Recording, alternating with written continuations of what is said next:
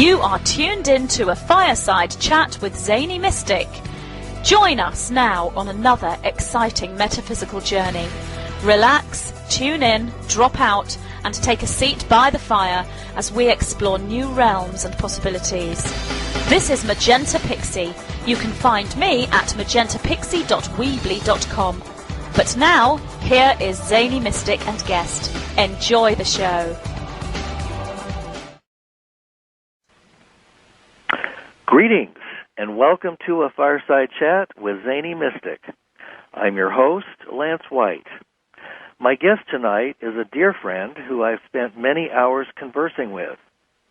She embodies the divine feminine, the elementals, divas and nature spirits, and sources from higher dimensional ET races. Being a sensitive empath with numerous metaphysical gifts, her journey is one of breaking through the illusory belief systems often called the Matrix. Following divine wisdom within, she creates alchemical shifts by aligning with and creating divine archetypes such as beauty, truth, wisdom, grace, and the goddess energies. It is with great pleasure that I welcome her to the show now. Hello, dear lady. How are you? Oh, I'm good. Thank you. How are you? Good, good. Well, we're referring to you as the Lady of the Woods, which is your name. And I just wanted to thank you for coming on tonight to share your unique perspective with us. Okay, you're welcome. Well, you shared a story with me today that I thought was really valuable. I got quite a bit out of it, and it kind of ties into what's been going on with you with various energy attacks and shifts that have been going on in your life. Would you like to start there? Oh, sure. Yeah, it's the importance of this story is probably the fact that we, as human beings here in 3D, are still able to manifest and effect changes that are seemingly impossible. Okay? Mm-hmm. So this story is probably a testament to that, right? Mm-hmm. Right. Wow, where do I begin? Okay, so I live by an airport, and it's probably maybe 5 blocks away, and I've been living here for 10 years, and there's never been a problem. But this year, all of a sudden, the noise of the planes flying overhead started to increase and be more numerous, and it started to really drive me crazy. It turns out that on many days, the planes would be flying every 1 to 3 minutes overhead at 400-foot altitude, and they sound like little Harley-Davidsons flying overhead. And every 1 to 3 minutes can be maddening from 7:30 in the morning till 7 at night, right? And it turns out that this is the 9th busiest airport in the entire country. Wow. Okay. Yeah, that's a lot. That's a lot of traffic. That is a lot. Yeah, that's why it turned out. So, yes, they did open another runway last year, which is why it got busy, but they told me nothing changed. Anyway, I started to get really, really sick, and the noise was excruciating. And at first it just bothered me in my head, but then it started to get to me physically in my abdomen, and I started to feel like my life force was draining. And I'm just abbreviating a lot here. So right. This has been going on since January, and it started to get progressively worse. And there was no place I could go. I had to stay here because eventually I'd have to come back anyway. So this was a situation, that was here, and either I learned to live with it in peace or I move. And I didn't want to move because I have a good situation here. So I started to get really, really sick and have panic attacks, and I still get hyperventilation sometimes from this, but I said, something's got to happen. So I went through all the channels that they tell you. You call the noise control guy, you make phone calls, you make requests, and you do this, that, and the next thing. I went to a meeting. They called me to a meeting. We talked about it, and nothing happened. And every time I called the control guy, he said, there's nothing they can do. And I said, no, this is not possible. I was a student pilot myself, and I know that the pilot can choose, how large or small a circle, patterns, whatever. The details really don't matter. But we really got into it, and this has been going on for a couple of months. Now, they still didn't want to do anything, and I didn't want to give up. Mm-hmm. So last week I called. I finally got the number for the control tower itself. And this guy, let's just call him Ron. Okay. Okay. And so Ron, at the control tower, blew me off. He just said, there's nothing I can do. You have to take this to the aviation department. And I'm like, well, no, Ron, I know we can do something. And he's like, no, we can't. You call somebody else. So he blew me off. So that was not nice. He was also at the meeting, and he was trying to tell me silly things, and he lied about a few things. So I said, this is not good, right? And the noise control guy also was telling me there's nothing that can be done, right? So I was getting nowhere with conventional methods. And I said, okay, I'm going to have to handle this another way. I really have to tap into my divine abilities. I mean, if human beings are what they say we are, we have abilities. And I've done this before in different ways, but I knew I had to do something now, and it was really difficult because I was feeling so completely sick and so, drained, and it was hard to conjure up my energy, but I guess I did it anyway. So after speaking with him last week and he blew me off, I said, no. I said, something has got to be done. So one of the things that I do when I really need to figure out how to handle something is I work in nature. I work with the soil, and I do gardening and things like that. So, excuse me. So I decided to do some gardening 2 days ago and, spend the whole day doing this. And while I was gardening, I was having this conversation in my head, mostly in a lucid state. It wasn't intentional. It was mostly like lucid. I wasn't doing this on purpose, but it just happened in the background.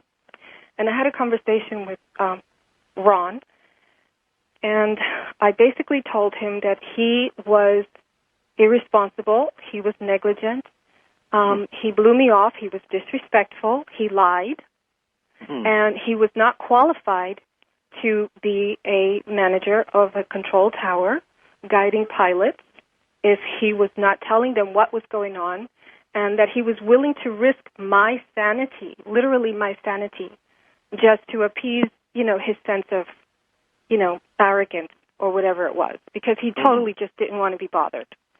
And I'm having this conversation, and I said, because you're not qualified and you're disrespectful, you need to be fired.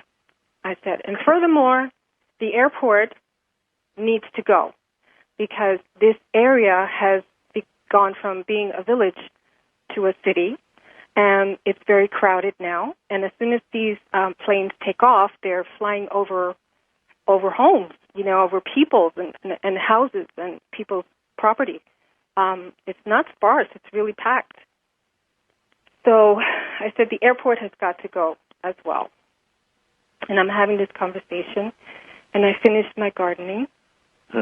And my neighbor calls me on the phone, and she tells me, there's a meeting tonight at the town hall, and it has to do with the airport. And she didn't know what it was about, and she just saw that really quickly. It was 7 o'clock, and I said, oh, my God, I have to go because maybe they're still trying to make it a small jet airport.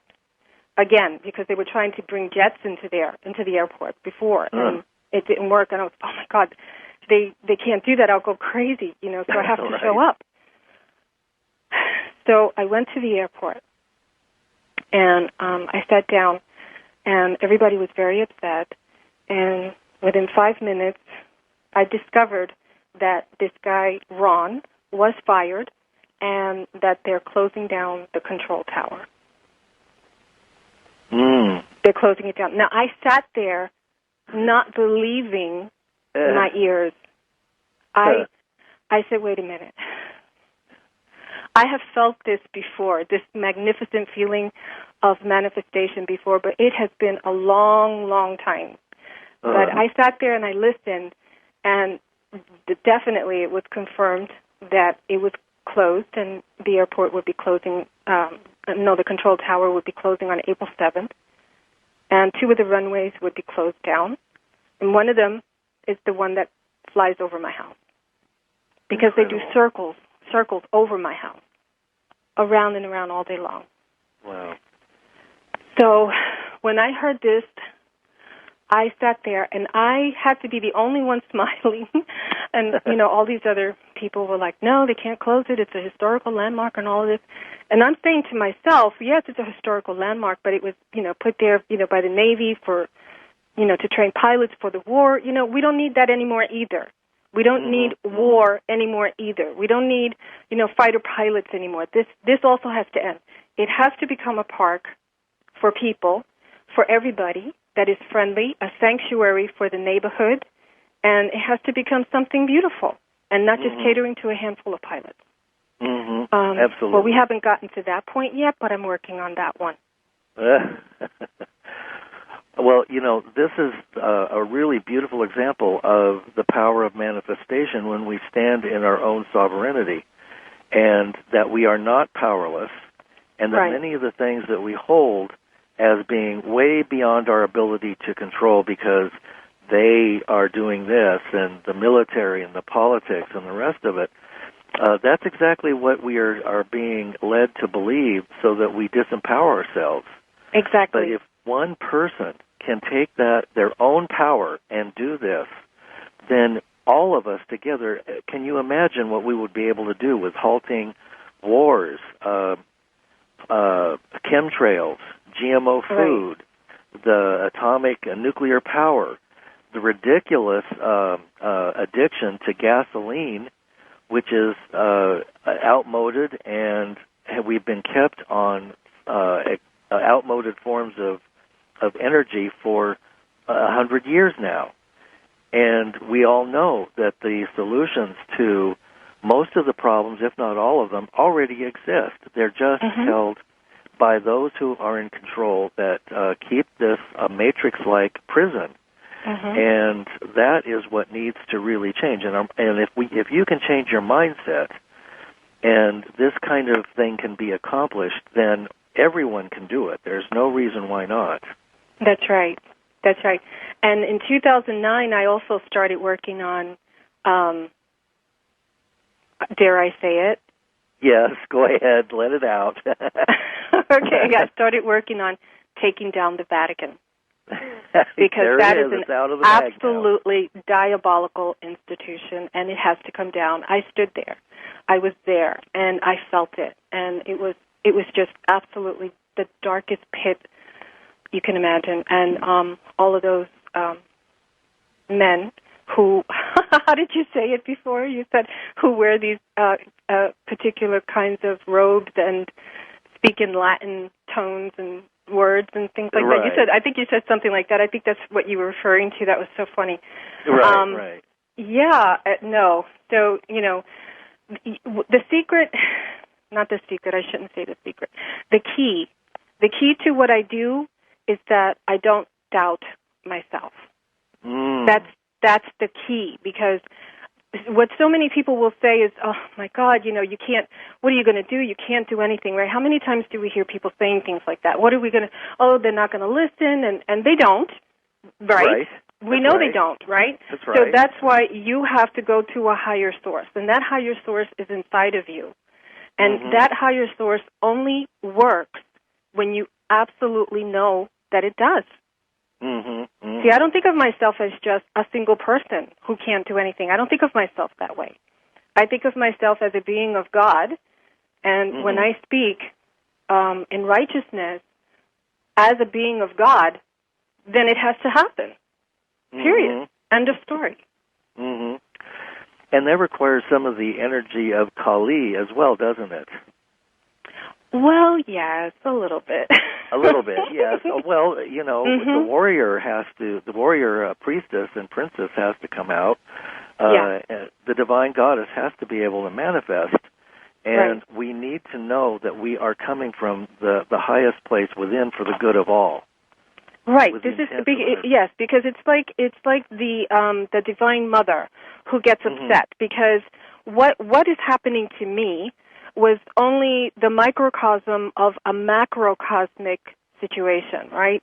So here I am getting panic attacks from noise, but do you think I'm the only one in this neighborhood who is being bothered by these planes flying all day long? No, not possible. There have to be, little old ladies or little old men, or children or sensitive people.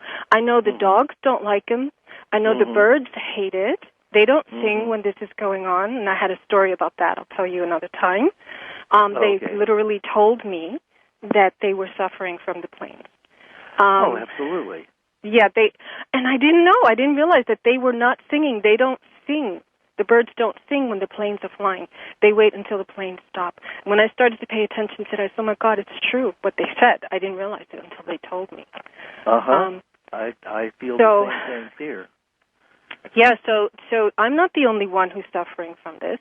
And I know that this neighborhood can be a good neighborhood if you don't give up on it and allow these, a handful of, of guys to just, fly overhead everybody's homes and like there's a crash every other month, And no, we don't need this.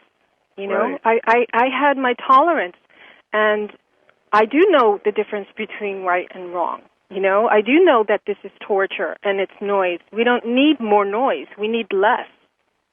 We need peace and quiet. Oh, absolutely. And so, to take back the planet, or to take it to another level, or however you want to express it, whether it be ascension or inscension or higher dimensional realities, however that manifests, we have to have a vision of some kind of divine elements of beauty and peace and truth and love and compassion, and the emotions have to be involved. Right. We've talked a little bit about the emotions and how important they are as guideposts and signposts for recognizing when something is wrong. Exactly. That's why they're there. And you have them because those emotions are there for corrective actions. And that's exactly what I did. I was not going to be defeated. What am I going to do? Let them drive me insane? I'm going insane for a reason. This is an abuse. It's harassment. It's horrible. And why should I allow that? I shouldn't have to allow. No, I'm sorry. So that's the other thing. So you have to have, the key is you have to believe that you are this person of power, and that, and the other key is that you have the authority to make that decision. Yes. So I call it making an executive decision. I love it. All right. That is exactly what it is. Yeah, I made the executive decision that this man had to go. He was not qualified to do what he was doing because of all the reasons that I said. He disrespected me, he lied, he blew me off, he was arrogant, and he had to go. Right. Period. No question. And he was not qualified. Within a day, he was fired, right? I found out that night he was fired. Yeah. Wow. Amazing. Yeah, and that the airport tower is closing. Now, this had been in process, but still, the universe is funny because, it manipulates space and time. We don't, what are the chances of this happening when I have this conversation in my, standing in my absolute power? What are the chances? Mm-hmm. You know what I mean? Tell me, yeah, absolutely. Tell me a little bit about when you were a little girl growing up and some of the things that absolutely shocked and horrified you. Wasn't there a moment when you found out there were still wars? Yeah. Would you like to share that story? Yeah, sure. Okay. I think I was 10 years old, and I was in my mother's room. She had the television on, and she always monitored what we watched, and so we always had special little hours where we could watch TV, and that was it. But in this case, she had left her TV on, and I passed by the TV, and I saw a commercial. And the commercial was showing Africa and the wars that were taking place there, and they were showing all of the children that were starving, these, skinny little babies, and they were crying and starving with distended abdomens. Mm-hmm. Yeah, oh my God, I don't know how people get over things. Some things I just don't get over. But I couldn't believe what I was seeing, and I just went into hysterical crying. And it was just beyond me that this was happening. Like, and they were showing these men with weapons, mm-hmm. right, and mm-hmm. and armor, and they were angry and brutal and violent and just killing people, their own people. Mm. And I couldn't believe what I was seeing, and I went hysterical. And my mom came in, and she's, "What's wrong? What's going on? What's happening?" And I said, I was looking at the TV, and I asked her, I said, "Mom, is this true? Is this real?" And she said, "Yeah." She said, "Yeah, that's what's happening." And I got it out. I don't know how I got it out, because I was crying so hard and choking on my tears. But I said, "Why? Why are they doing this?" And she just looked at me with a funny look, and she frowned her face, And she said, "Because that's just the way they are." Huh. Wow. Yeah. That just blew me away. That made no sense whatsoever. That was a totally incomplete answer, and I vowed in that moment that I would find out why these men are killing. Mm-hmm, mm-hmm. And killing their own people and causing their own children to starve. Mm-hmm. Right? So I was mm-hmm. 10 years old. And I have been studying this for 40 years. Right? Right. And I have found an answer. Okay. There's only one answer, but the answer is absolute sheer insanity. That's it. Mm-hmm. That's all it is. There is no reason why you pick up a gun to kill a complete stranger and allow your children to starve, except for insanity. Mm-hmm. So that was horrible. I never get used to these things. They always affect me when I see them. And it seems that any rational being that is truly in touch with their feelings, especially the feminine aspect, or the divine feminine, or the female in particular, because it seems that the feminine side is connected to the intuitive brain, the right half, which is compassionate and loving, and most men are disconnected from that, and they live from the left brain, which is the analytical, calculating mind that tends to be more linear. So it seems that it's important to connect with that feminine side, and that many people are working towards liberating the female in society, because we're all enslaved, but the patriarchy has existed for thousands of years now, and we can see where that has taken us. Mm-hmm. That there are now forces that have become so strong that they have become almost unstoppable in their, not completely unstoppable, but almost unstoppable in their desire to control and manipulate and create fear, destruction, chaos, and overwrite all that is organic. Right, and that's intentional, and it's not a plan. They've succeeded. They've done it. Right. Right. It's there. It's already been done. And what I say that they are rabid by now. They've absolutely gone rabid. Mm-hmm. Because they will never volunteer to let it go. They would rather self-destruct than let it go, because they don't know anything else. They're not functioning from a coherent space anymore. It's absolute pure psychopathy. Yes. It's gone. They're gone. Yes, absolutely. And don't you feel that part of the control system that we call, let's say people do refer to it as the Illuminati, sources from the top of the pyramid, the top of the negative part of the pyramid, which is the Vatican? Mm-hmm. Well, it goes further than that too. I mean, let's go as far as we can take it. Okay. Off-world. Let's just start out there. Okay. Because that's where I believe it is born. Because I don't believe that the original human being, was born with these sicknesses. I think these sicknesses were given to the human being, especially the man, because they understood that the man could control everything for them because the man had this physical strength. And so they used him to be the violent aggressor, to keep everything in the position that they want. So they use men, but men are very willingly going to do these things, right? Right. It's not like you have to twist and break their arm. I mean, you just offer them a little something, here's a little, a beer, go kill that guy, Right. and they'll go. Right. Right, we're easy. Too easy.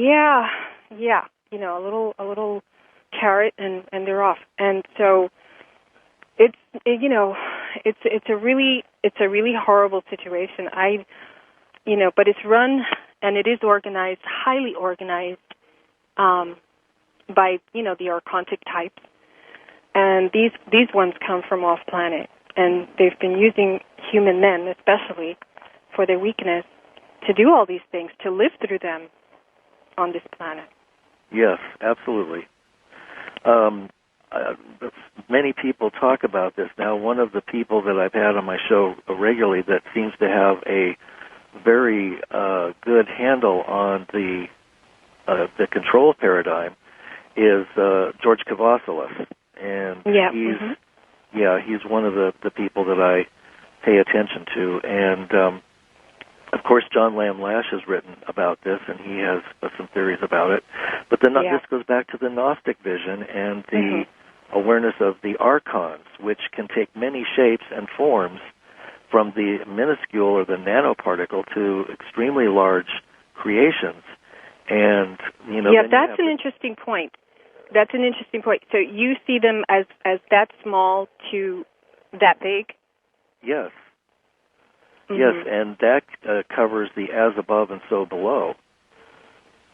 So that also includes, because we're operating multidimensionally, so we're in multiple realities simultaneously, and most people can't hold their awareness except for whatever they're looking at in the moment. And so the real war is on for what we focus on, to get us to focus on the trivial, what is artificial, and to dumb us down.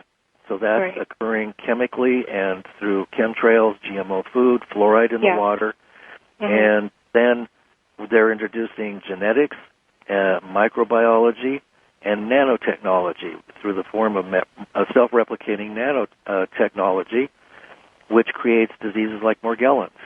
And people suffer from these diseases, which are self-replicating organisms that are basically not biological.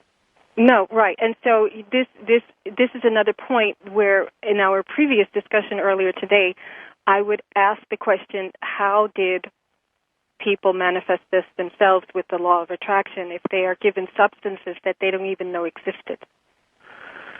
That is the question. Right.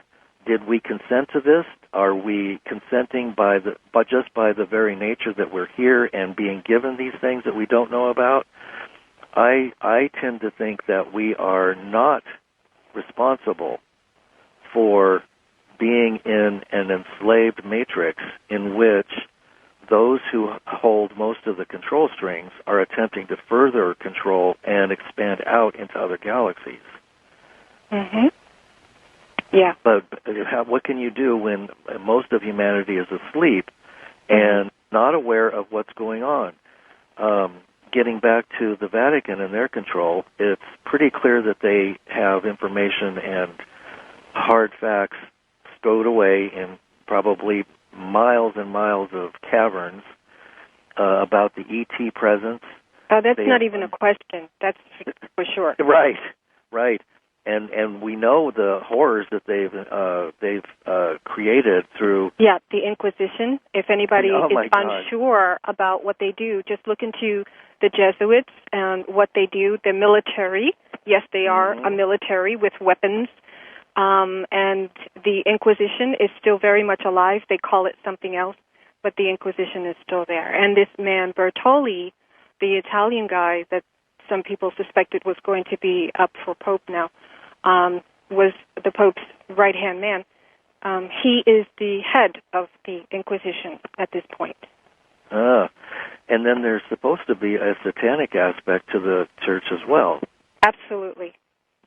I was there, and I felt it. I didn't know this when I was there at the Vatican, and I was with my my boyfriend at the time, Swiss guy, and he took me there for my birthday. He took me to Italy, very nice, Wow. Going to all of these places, and come on, let's go to the Vatican, let's go see where the Pope lives, I'm like, oh, okay, I was trying to get excited, but I wasn't sure why I wasn't, because at that time I didn't know these things, right?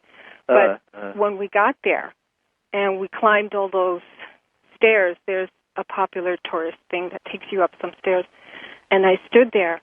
I'm trying to feel the holiness of this place, right? I'm trying to feel reverent, and I'm forcing it, and all I could feel was complete sickness in the pit of my stomach and a sense of black creepiness around me, and I could not wait to get out. And I'm looking at all of the people from this point, this vantage point up here where you look down at the plaza. And I'm like, how do these people not see this?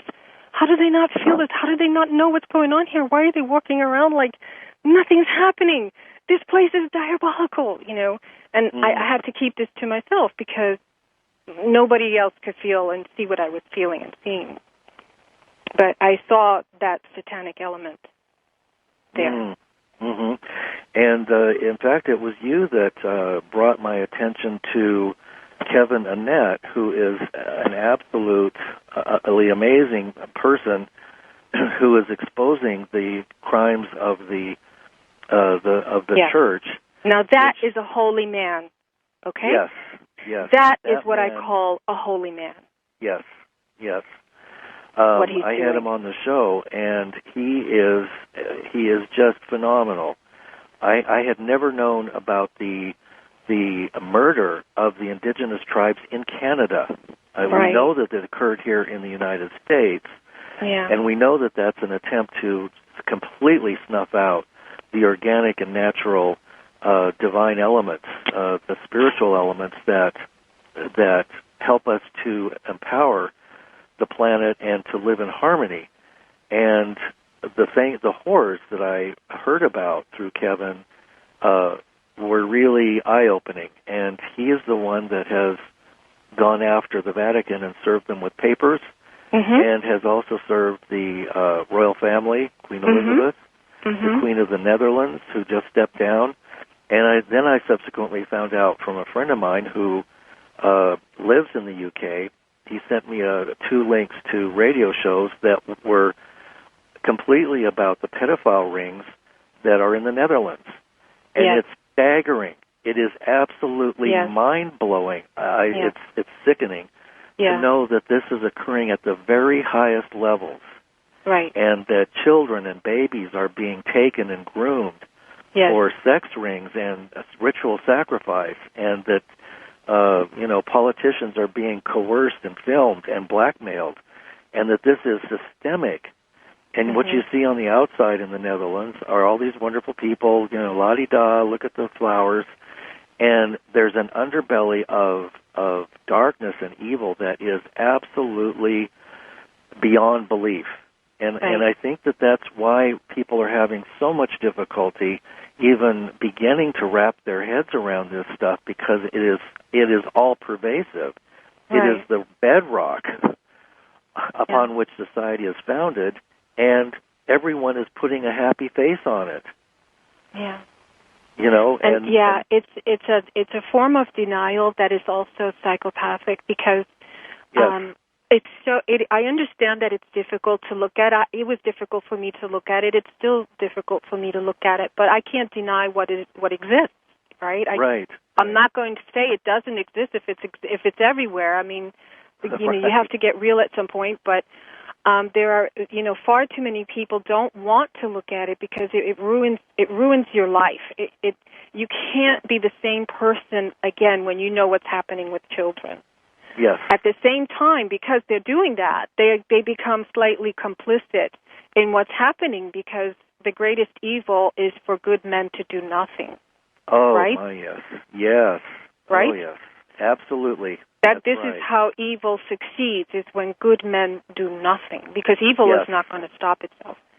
Yes. And this planet is just seething and screaming, in agony herself because of what's happening at the root and the secrecy, because on the psychological level, everybody is feeling this at some point. Everybody is feeling the sickness, whether they recognize it or not. Yep. I mean, It's a toxic, completely toxic spiritual environment all over the entire planet. Absolutely. Absolutely. And, it has brought me a great deal of pain to contemplate how these things, it doesn't matter how they came about, whether it was here 450,000 years ago from the Anunnaki, or whether it was some kind of, demigod that came in and pretended to be the god. And there were a lot of those. And there are a lot of those, Yahweh and Jehovah and the rest of it. So that's where these judgmental gods that tell people to kill and to get even come from.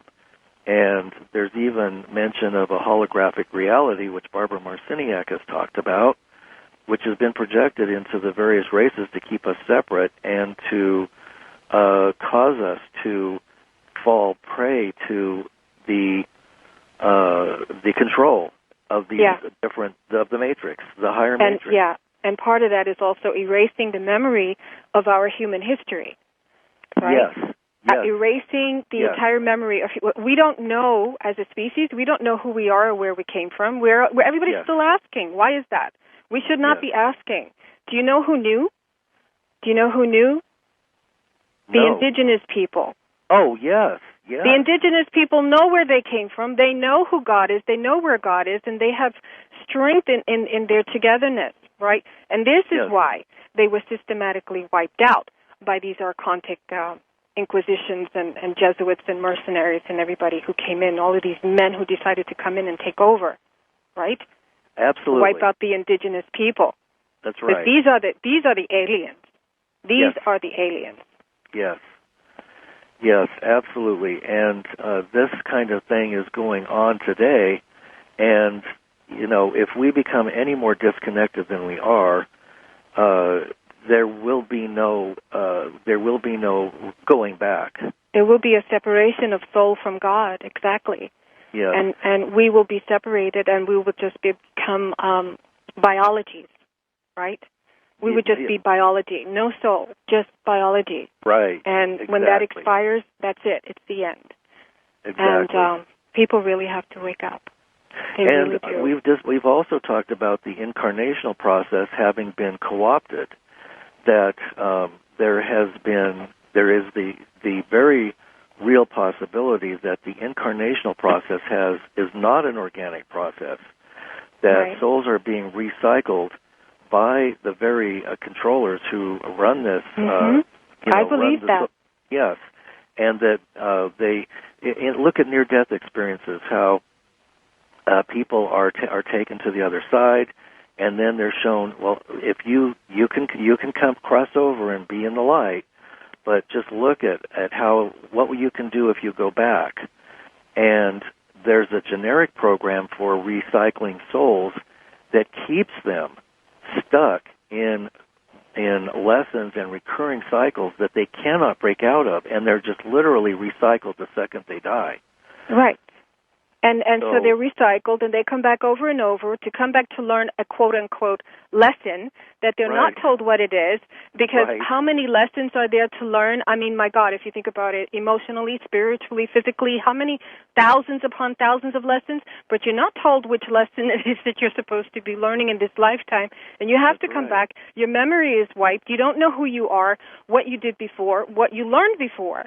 right? That's right. And you have complete amnesia, and you're wiped until you're absolutely a dimwit, but you're supposed to come back and learn a lesson under extreme duress and stress, and being bombarded with chemtrails, fluoride, GMOs, probably abuse in the family, right? Yeah. ELS, HARP. I mean, okay, I can go on and on and on with all of these abuses, right? Yep. And we're supposed to be learning lessons under all of these conditions, right? Right. Okay, well. And then, it just makes sense that the most destructive souls, the psychopaths, would be chosen for particular male roles to raise them up and to choose those particular people to become CEOs of corporations, Wall Street executives, political leaders, and so on, because they can be completely controlled, and they have no empathy and no feeling. They have an ability to act. That is the secret. That there are people among us who can act like they're us and can act like they have feelings, but they do not have them. And this is mind-boggling. This has been another. I mean, I don't know how I'm still here, because I have gotten so sick with nausea in my gut to find out, what is going on this planet, what are psychopaths, who are these psychopaths. And I had one in my life, right? So I have firsthand experience with this one. And I never knew he was a psychopath, right? He nearly destroyed me. I almost, a person who has been affected by a psychopath, they will tell you it's a common profile, that the victim of the psychopath has been so severely traumatized that it takes them really a long time to get over their experience, whatever it was. Oh, yeah. But the psychopath moves on from day one to the with no remorse, no nothing whatsoever. No. And this was the case of, myself and my ex after 20 years. So, yeah, and we're walking, there is an extensive population of these walking around, and we don't know who they are. And they are our families, our mates, and our partners. And we need to understand that they exist, as well as what they call organic portals, right? Yes. That's another, I'm not entirely sure what the differences are, but these things are real. These things are real. It's shocking. And it further confuses the issue in some ways. Actually, it adds clarity to contemplate the idea that there are those on the planet who are not ensouled. Right. These would be the organic portals. And some people say the psychopaths, a lot of them are also. Because the psychopath is a psychological term. That's a term that comes from the medical industry in psychology. These psychopaths is how they describe them. Organic portals is a term that came up from this guy, Tom Montauk, and he came up with the term, but they're interchangeable. I'm not sure if he has a description of the differences. I think they overlap, and it's not that important because you don't really want to be with either one, actually. Oh, no. And then, of course, we know that they're super soldiers, bred for violence and aggressiveness. And this is all alien. All of this is alien. We are living in a completely alienized paradigm. Exactly. Completely. Everything from education to religion to soldiers to war to cloning to psychopaths. This is all alien stuff. It is. And they're terraforming the planet for their own liking. And we're the next ones to be. I do believe that the chemtrails have the potential to use nanotechnology to completely eliminate organic life on Earth, and that's one of the agendas that's going on here. Yeah, there's an agenda, but you know what? There is a life force that lives in the planet, and there is something that I call the X factor. Right? Yes. Yeah. Yes. Absolutely. Yeah, and I'm not giving up on that. I'm not giving up on that. Right. And that's part of what we're talking about today is learning to recognize the inner voice and your gut feeling which is our authentic self. That is what connects us within to our source energy. We are connected to source and the higher dimensions. It has to be that way. There is a thread. All of these dimensions and higher energies are interpenetrating. So it's a matter of tuning into what it is that we feel is the highest within ourselves. And from there, we can begin to discern what these other energies are, because everything is a vibrating energy. All around us, nothing is really solid. It's just vibrating strings. And there are some theories that say that that matter is a form of enslavement, that this was a creation by some of the demigods to ensole or enslave consciousness, and then to milk it. But matter is an absolutely exquisite form of expression in its pure, untampered with, pristine originality. But, you can't look at a rose and say, this is not good, right? Right. And the human was the same way. Now we are all a symbiotic. We are all in a symbiotic relationship. When I say we, I mean humanity, the human kingdom, with the plant kingdom, with the animal kingdom, with the mineral kingdom. We are all in symbiotic relationship.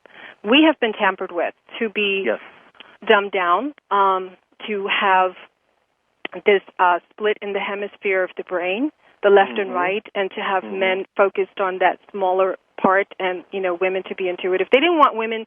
They didn't want to cut down the abilities of the woman for absolutely, completely nefarious reasons. They wanted her to remain cognizant and to be aware while she had to deal with her mate, her male partner, who completely would not see her and recognize her for who she is. This is why they left the woman pretty much intact. They just destroyed, and they dumbed down the man quite a bit. Yeah, and then destroyed the truth about the divine feminine. Absolutely. They took everything apart. Every story of creation you can imagine, they have twisted. But we are all in symbiotic relationship, and the expression of the physical nature is absolutely a beautiful one when it's untampered with. It doesn't have to remain at this density. It can be when you have. How do I say this? If we were to have our perfect expression of physicality, we would be able, it's very malleable. We would have a choice of how we wanted to look, right? Whether we wanted to have wings or not, we could fly. We can do all kinds of things with physicality. It would be our choice. And it can be an absolutely exquisite expression of physicality. And this is a beautiful thing, but this also was tampered with. Yes. Right? Yeah. It was brought down into a density and locked in and locked down through various things, DNA and genetics and things like that. Yes. And frequency. How do you work with creating? I know you personally work with creating a beauty in your life and manifesting that. You've done that through your home, and through everything that you touch becomes kind of like a magical fairy tale garden. How do we tap into that source of inspiration within ourselves when there is so much around us that appears to be detrimental to that? Well, how do I? This is tricky because I kind of do it like naturally, organically. I don't work at it. It's just something I have to do. I have to have beauty around me. Everything has to be beautiful. I mean, my dishes, my chairs, my clothes. I have to have fresh flowers everywhere. I have to, because if I didn't, I would go in. I need to see something that reminds me of home. Home. Okay? Yeah. Everything has to be beautiful. My spoons, my silverware, my gardens, everything. And if it's not, then I work at it. until it is. Right. And that usually happens within 2 days because I don't waste time with that. I have to have beauty everywhere. And it doesn't necessarily cost much. No. You create beauty with a shoestring. So the idea that we have to have money before we can do anything, or we have to have X, Y, or Z, to manifest beauty is part of the belief system that keeps us locked in to it being enslaved. Yeah, my housemate, he's like that. Because he's the owner of this house. I don't own it. He owns it, but he doesn't. He doesn't do anything, and I have carte blanche to do whatever I want. Of course, I beautify it, and he does nothing but enjoy it, right? So, and I'm like, well, what would you like to see? Before I used to ask him, what would you like to see? And, I would like to see a pond. Well, I built a pond, Wow. And I would, he would just, have a few simple ideas, and I'm like, well, what do you think is... Well, I tried to get that information. It was very minimal, very nominal, and I said, okay, I'm going to make it beautiful. Do you trust me? I was like, well, what are you going to do? And I'm like, I'm just going to paint. I'm just going to paint. Right. And that's what I did. So I started. Anyway, October, I decided, because I realized I wasn't moving out after 10 years, and I decided to make this place beautiful because it doesn't look like I'm going anywhere. So I'm going to work on this place. So I looked around, and I said, well, I don't have money. I don't work, right? And so what is the cheapest thing? You paint. But, the things that I do own, they're pretty. I don't buy ugly things, and they're pretty. But it doesn't have to cost a lot of money. So I just painted everything white, everything. The walls, the furniture, the candlesticks. And then I put candles everywhere, and fairy lights, and flowers.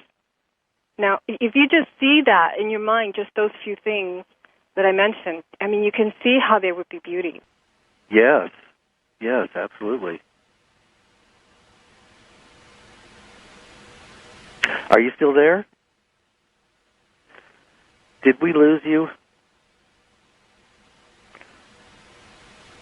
Okay, there seems to be a problem with the connection. Maybe we can get the host on BBS to come on and see if there is something we can do. And if not, then this will be an early end to the show, perhaps. Okay. All right. Well, we seem to have been disconnected for some reason, and we can see if the station manager will come on, and if not, then my apologies for an early end to this show. We were having a wonderful conversation with Lady of the Woods, and I hope that you enjoyed her and our discussion tonight. And if anybody wants to have her back, let me know. You can reach me at zanymystic59@yahoo.com. And rather than struggling with trying to make this reconnect, I will just thank you for listening tonight and for us being allowed to share our wonderful conversation together. Enjoy your evening, everyone. Good night.